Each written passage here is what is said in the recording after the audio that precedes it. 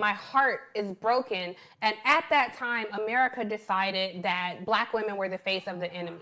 And I was talking about it with our good friend Van Newkirk, an editor at The Atlantic, and he said, damn, you sound like every black woman I know right now. And so I thought about it. I said, yeah, we pour our love into this country, and it doesn't love us back. We pour our love into our men, and we don't always feel love back. And we pour our love into our careers, and our careers are certainly not loving us back these days.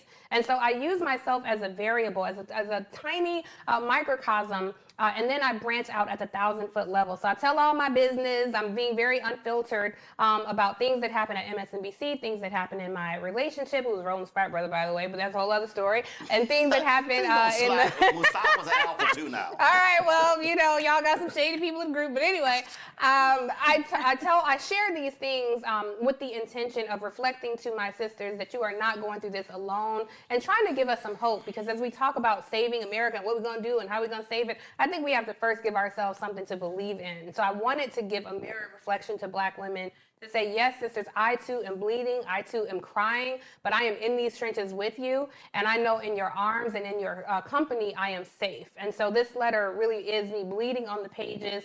And look, I hope the book is successful. I anticipate it to be successful, but truthfully, if this book sells 3,000 copies or 300,000 copies, the one thing that I ask, that I pray for, is that black women will tap into deeper self-love and that I have made black people proud. That is my only goal with this book, particularly with black women. I hope they feel seen, and when they see me and they've read the book, I hope they feel like you did that. I felt like you spoke for me. I felt like you wrote my thoughts. That would send me to tears every single time, a lot faster than making the New York Times bestseller list or any other of the bestsellers list. Is for my sisters. I think, first of all, you just talked about, and Randy, you're going to be able to ask a question about the book coming up next.